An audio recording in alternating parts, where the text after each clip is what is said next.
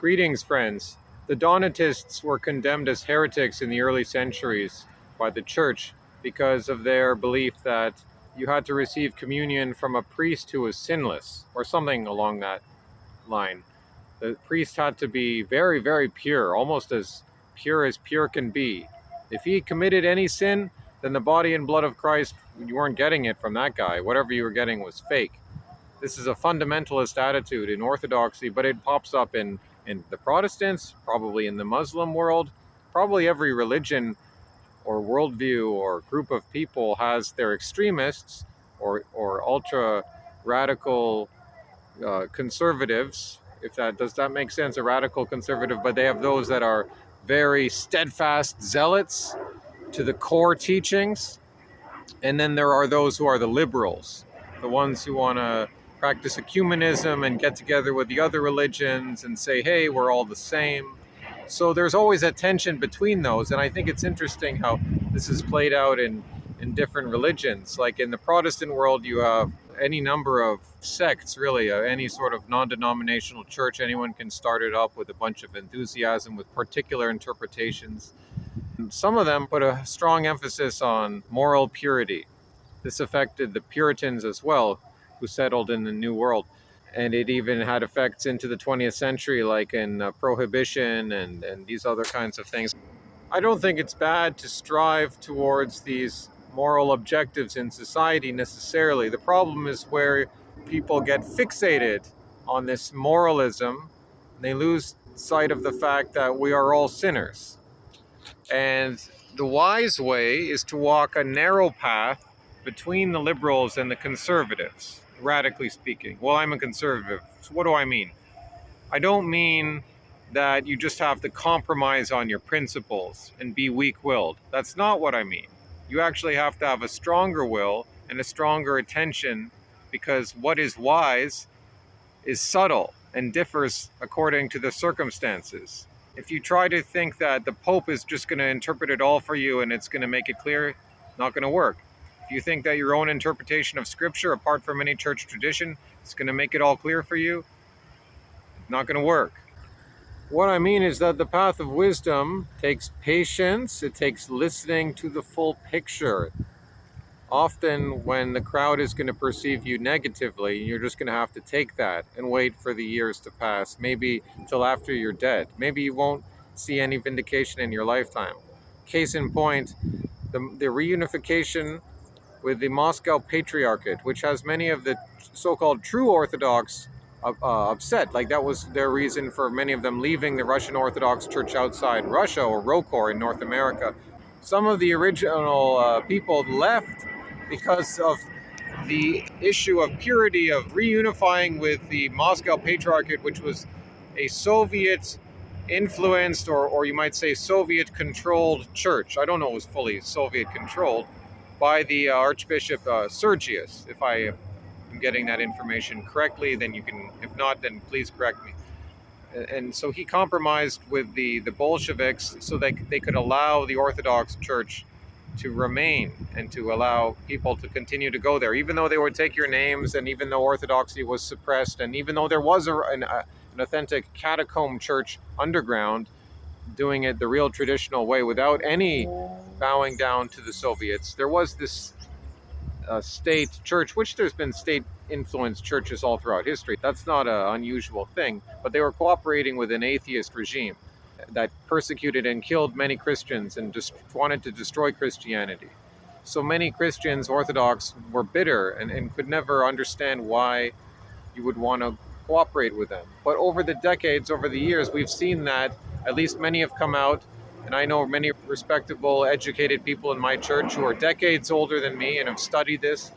I'm just sharing their view that actually Archbishop Sergius, by cooperating with the Soviets, the other side of the story is that he saved the church in Russia, because now people are going back to Orthodoxy. Now they've moved past this communist ideology. They've moved past that, and actually people are coming into the church.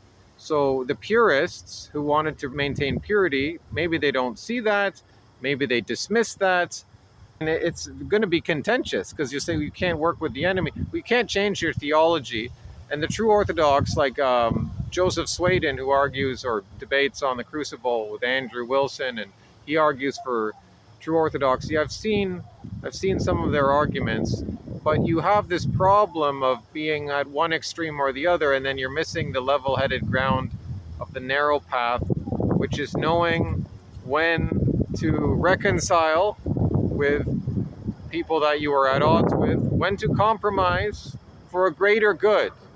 How do you have your head on and your mind on the greater good, and to make difficult decisions, to make decisions which are bad one way or the other? You say no to the Soviets, and what?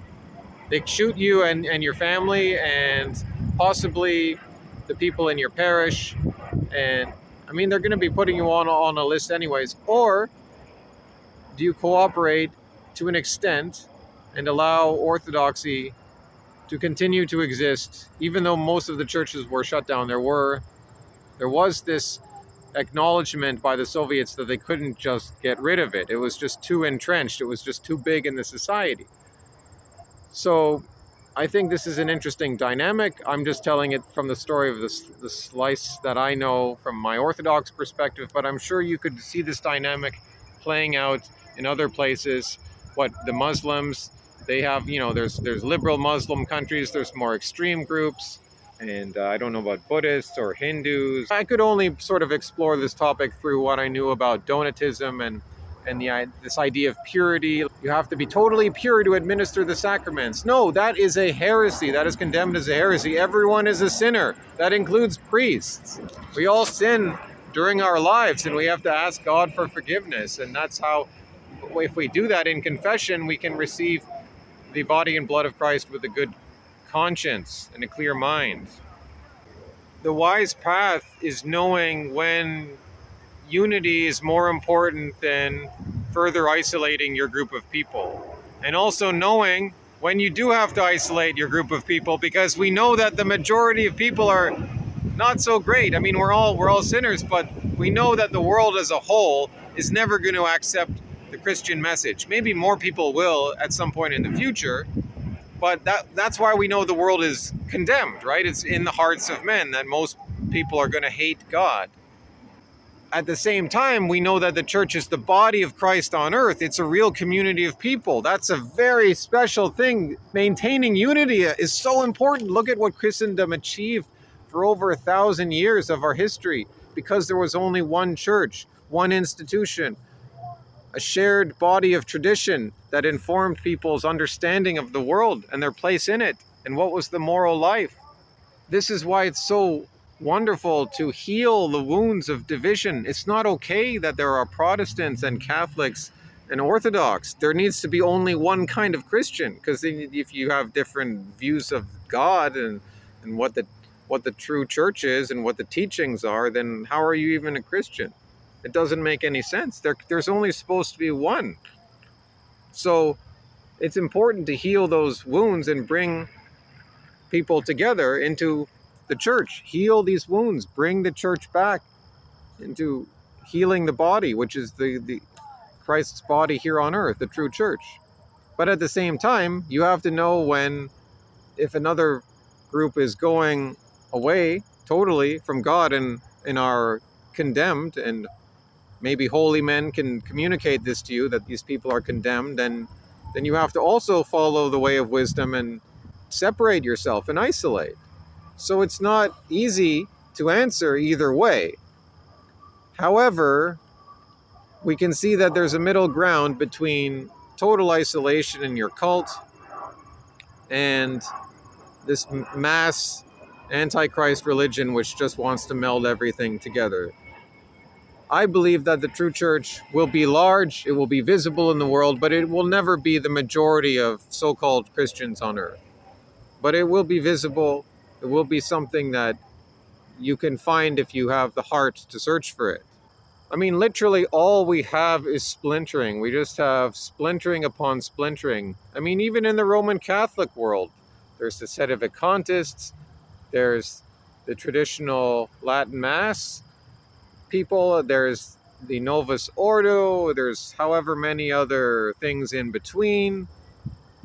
Then in the Protestant world, there's just thousands and thousands and thousands of different denominations, to the point where anyone can just start a church. Now we see also in the Orthodox world, there's division too. I mean, it's more unified, but I mean, I said there was only one true church, but of all those claiming the Orthodox tradition, we can see, yes, there's still quite a variety here, but not compared to the rest. But none of this is good. If there's only one church, then none of this is good. And we haven't even gotten started on the question of other religions that aren't even claiming to be Christian. It's already a problem in so-called Christianity. It's not easy. You walk a fine path. In Orthodoxy, fasting is very important. We're not all at the same level of being able to fast. It's not easy. I didn't grow up doing that.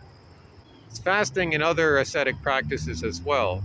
But my spiritual father, actually, he has said that the rules are there to guide you, not to condemn you. The rules are there to guide you. It's not a legalistic interpretation. It can feed some people's pride that they're good at fasting, that they're good at maintaining certain moral restrictions on themselves. And good for them that they have the discipline to do that. But it can go to your head if you let it. It can. And you can police other people. Not that some amount of social pressure is not a bad thing. It is a good thing. But you can see where some people, they become the social police.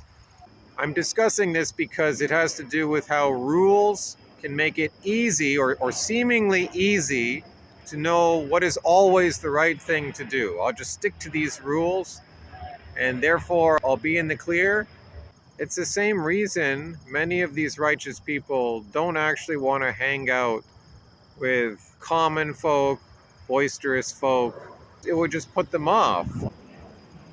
Hasta luego, amigos.